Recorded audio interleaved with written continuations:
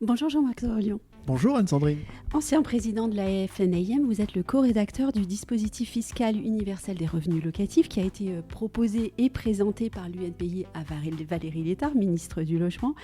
En quelques mots, est-ce que vous pourriez nous présenter ce dispositif ? Oui, bien sûr. L'idée générale est de dire un bailleur est un producteur de services au logement. Oui. Et cette production de services au logement exige tout au long de la vie du logement d'avoir de l'adapter, de faire des travaux de rénovation, des travaux d'entretien. Fort de ce principe, nous considérons qu'à ce moment-là, le bailleur serait en droit d'amortir son bien. Et l'amortissement, qui est une notion plutôt de société, oui. Mais qui est classique, l'amortissement c'est quoi ? Eh bien, j'ai un prix, le prix d'acquisition de mon bien, le prix d'entrée dans mon patrimoine de ce bien. Sur ce prix, je pratique un amortissement de 2% par an pendant 40 ans. 80%, au bout de 40 ans, serait amorti. Qu'est-ce que c'est l'amortissement ? C'est que j'ai le droit de déduire de mon revenu locatif 2% du prix de revient de mon appartement. Par exemple, à Rennes, j'ai acheté un studio 160 000 € qui me rapporte 9 600 € bruts par an de loyer. Je déduis de ces loyers, indépendamment des autres charges, 3 200 € par an pendant 40 ans. Quand on applique cette mécanique de l'amortissement, dont j'ai expliqué la philosophie, eh bien, on améliore la trésorerie disponible des bailleurs d'entre 40 et 60%.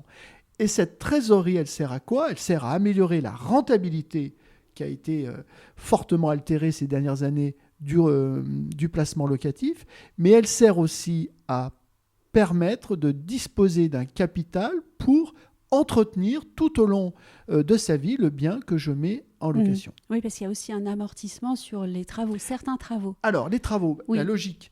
Une partie des travaux serait déductible comme ils le sont aujourd'hui, et dans le dispositif que nous proposons, le revenu, en cas de déficit, on pourrait imputer sans limite ce déficit sur les revenus globaux, mais une partie également de ces travaux, les gros travaux, les travaux, même de gros travaux de rénovation, seraient en revanche amortissables sur 20 ans, 5% par an. Quand on fait ces projections-là, qu'on cumule l'amortissement du capital plus l'amortissement des travaux, le bailleur sort gagnant par rapport à un amortissement direct des travaux sans pouvoir amortir son capital. Il sort gagnant, mais à quoi s'engage-t-il aussi alors ?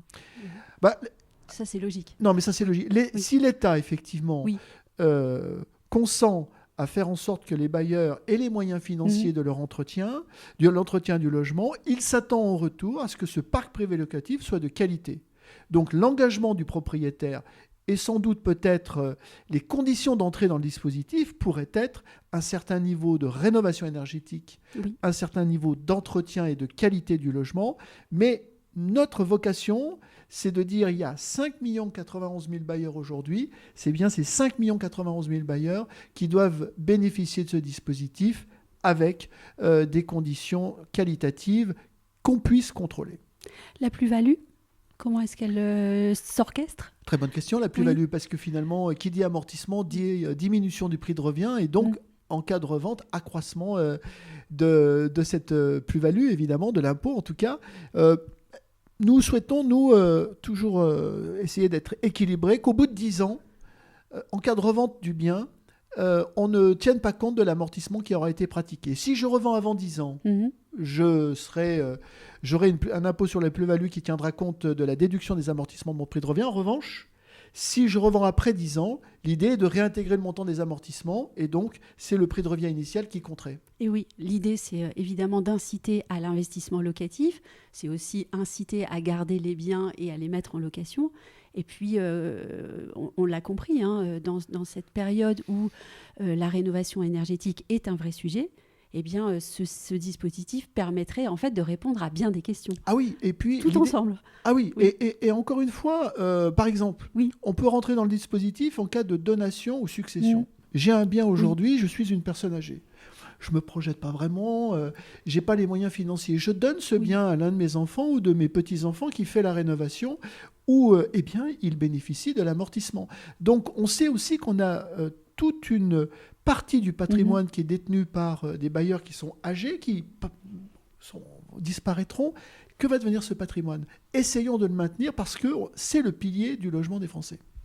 Alors, on ne va pas pouvoir continuer à évoquer ce dispositif puisqu'il y a encore bien des points, mais je rappelle ici qu'on a enregistré ensemble avec vous et Sylvain Grattalou, président de l'UNPI, un podcast. Je pense qu'il est assez complet quand même.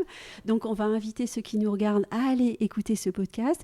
Et puis, Jean-Marc Torolian, je vous remercie d'être venu sur les ondes de l'IMO. Est-ce que vous reviendrez ? Je reviens quand vous voulez. Merci Jean-Marc, à bientôt. À bientôt. Les ondes de l'IMO. Osez la curiosité pour votre bien.